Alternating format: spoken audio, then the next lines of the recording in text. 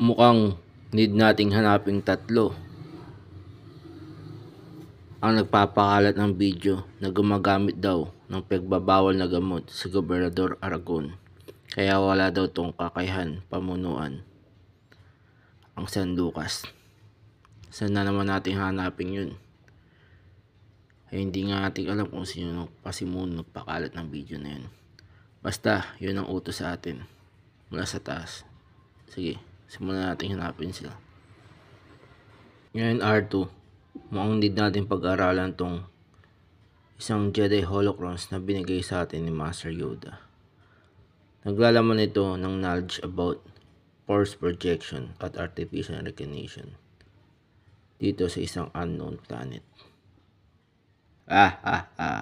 Finally Skywalker, nagkita rin tayo. Sino ka? Ako si Darth Maul. At nagulat ka ba sa bigla kong pagdating? Oo, nagulat ako. Anong pakay mo?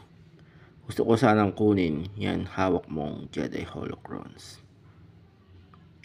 Paano kung ayaw kong ibigay? Di pilit kong kukunin sa'yo. Kung pilit mong kukunin sa akin, wala na ako ibang magagawa kundi pilit ka ring labanan sa pamagitan ng lightsaber. Okay, sige. Gusto ko yan. Sisimulan na ba natin ang pagtotos? Tara. Simulan na natin ang pagtotos.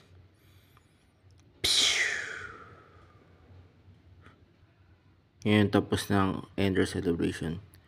Kailangan ko naman puntahan ang wake up funeral na aking amang si Darth Vader para mas lubusan ko siya makilala bilang si Anakin Skywalker, sabi ng aking kapatid na si Luke Skywalker. Qui-Gon, Obi-Wan, bakit ano yung Master Dooku? May special mission tayo ngayon kasama ang ibang Jedi Council para pigilan ang isang nagbabantang threat. Alam niyo ba yun? Hindi po, Master. Kaya tuturuan ko kayo kung anong klaseng threat na yun. Pero kailangan natin itong pigilan kasama ang ibang Jedi Master. Sige po. Nais ko sanang ipagbili sa mga pirata ang tuloy-tuloy-ladang ginto ng buong bayan ng San Lucas na nakaimbak sa Bangko Sentral. Ito. Para tuluyan ng bumagsak ang buong bayan at ang pamunuan ni Gobernador Luis Aragon. Alam niyo ba, short round math, ano yun, father? Na may nasagap ang balita kanina sa may kanto. Tungkol saan naman na nakatutok na daw sa buong bayan ng San Lucas ang malakas na kanyon ng piratang itim. Dahil daw sa sobrang galit nila sa pamumuno at pamamalakad ni Gobernador Luis Aragon. Kanino mo naman nabalitaan yan? Doon sa mga tao kanina sa plaza. Pag-uusapan niya to. Kung ganoon, kailangan natin sabihin to kay Gobernador. Tama ka dyan. Buti na lang, Diego, dumating ka. Bakit ano yung Governor? Bayo mo ng patawag. Mukhang kakailanganin ko kasi ang tulong ni Zoro para mabigyan mo ng hustisya ang malubhang sinapit ng mga sundalong Navy sa kamay ng mga pirata. Gusto ko sanang puntahan mo bilang Zoro ang barko ng mga pirata para bigyan ng hustisya ang mga kasamaan mong Navy. At gusto ko rin sanang kunin mo bilang Zoro ang mga ninakaw ng pirata na kagamitan sa hukbo ng mga Navy. Huwag kayong mag-alala, Gobernador Aragon. Ako mismo ang magbibigay hustisya sa mga kasamaan kong Navy na inabuso ng pirata. At ako rin mismo ang magbabalik ng mga ninakaw nila dito. Maraming salamat kung gano'n, Diego. Sige po. Sino ka at bakit ka umakyat sa barko namin? Dahil ako, si Zoro, At narito ako para bigyan ng hustisya ang mga Navy na kinuhanan nyo ng gamit matapos yung abusuhin. At narito ako para parusahan kayo. Sige, subukan mo lang.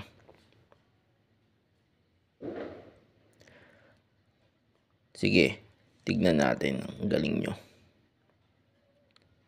At hindi mo rin pala makukuha basta-basta ang mga ninakaw naming gamit sa mga kasamaan mong Navy. Tignan lang natin. Tsak makukuha. Tsak matutuwa nito si Governor Luis Aragon dahil nabigyan ko na ng hustisya ang mga kasama kong Navy. At nabawi ko na rin ang mga gamit na ninakaw ng mga pirata. Kailangan na umalis. Sino ka? Ako, si Senior Zoro. At paik na pa rito. Narito ako para bigyan ng hustisya ang isang reporter na tinakot mo. Dahil isang reporter na tinakot mo at inabuso. Dahil ikaw ay peking pastor ng kulto tungkol sa kinalat niyang impormasyon tungkol sa peking mong pagkapastor. Magaling ginawa mo tungkol sa mga pirata at sa ginawa mong pagpapakita kay Keanu Rizardo. Gusto ko rin sana, Diego, na bigyan sana ng hustisya ni Zoro ang isang mamamahayag na tinakot at inabuso ng peking pastor at kulto na si Keanu Rizardo tungkol sa mga kinalat niyang impormasyon at balita tungkol sa peking pastor.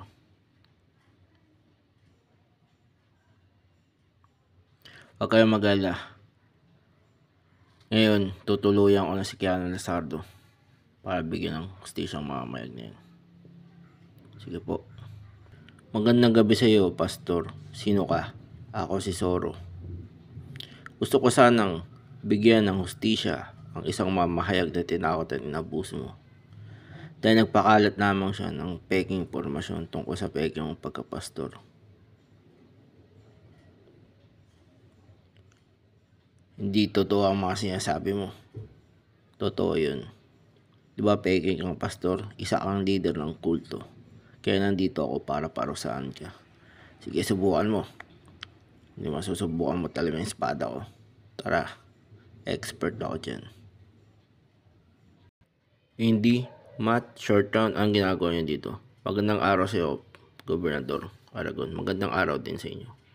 Kaya kami nandito sa opisina nyo ay para sabihin namin ang nakalat na impormasyon tungkol sa mga kanyon ng pirata na nakatutok dito sa baong bayan ng San Lucas.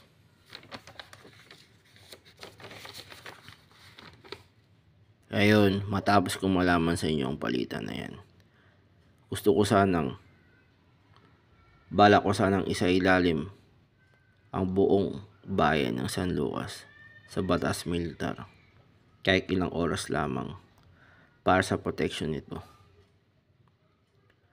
At yun ang sasabihin ko sa buong taong bayan kapag nagtalumpati ako mamaya. Magmamakaawa akong aprobahan nila to. Kahit ilang oras lamang magsasagawa ako ng batas militar. Yan ang mga rapat niyong gawin, Gobernador. Dahil kailangan namin kayo. At parang gusto ko naman maging Emperor ng Galaxy. Ito ay matapos matalo at mamatay ni Emperor Palpatine sa second Death Star. Mukhang masarap ipadukot ang isang dayuhan. Ito ay matapos di magbayad ng buwis. Matapos siyang tumira ng isang taon sa bahay ng kanyang asawa.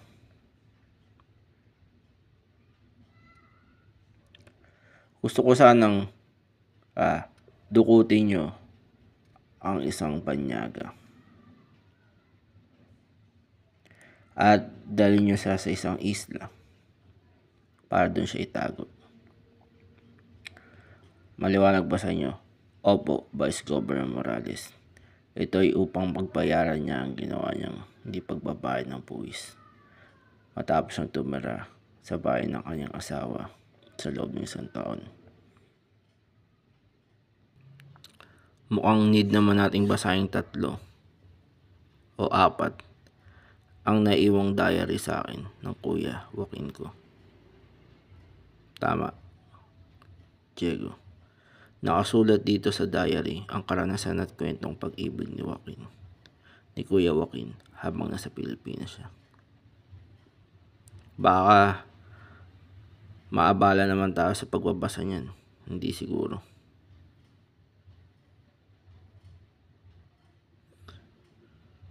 Paumanin po mga Ginoo sa inyong paumanin po mga Ginoo sa konting abala. Pero pinapatawag po kayo ni Gobernador Aragon sa kanyang opisina. Bakit kaya? Hindi ko po alam, senyor. Pero kailangan nyo pong sumama sa akin. Sige. Patawad Diego, patawad Indy kung abala ko kayo sa inyong pagbabasa ng diary ni Kuya Joaquin mo. Dahil kaya ako kayo pinatawag ay para sa isang mahalagang misyon na ipapagawa ko sa inyong parehas. Gusto ko sanang utusan ka, Indy, Matt at Short Round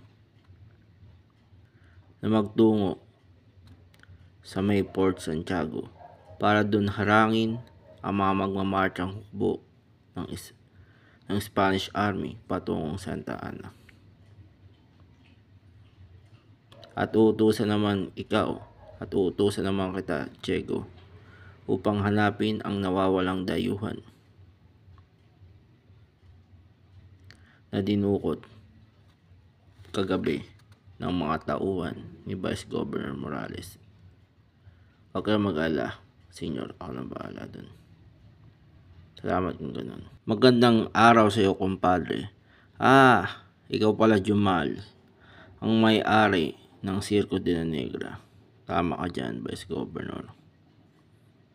Gusto ko sana makiusap sa iyo, kumpadre, na kung pwedeng tulungan mo ako sa aking problema. Ano yun? Ginigipit kasi ako ng isang mayor at kasosyo ko sa negosyo matapos akong di magbayad ng buwis sa kanila ng aking negosyo.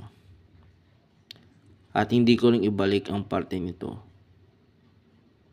sa negosyo ko. Madali lamang solusyonan ang problema mo, kaibigan. Yan lamang pinunta mo. Oo, kaibigan, ito lamang ang pinunta ko. Pues ako nang bahala. Naawa kasi ako sa Jumal kaya tutulungan kita. Bala ko kasi ipapatay sa mahusay kong tiradores ang sinasabi mong mayor at kasosyo mo sa negosyo. Huwag ka mag-alala.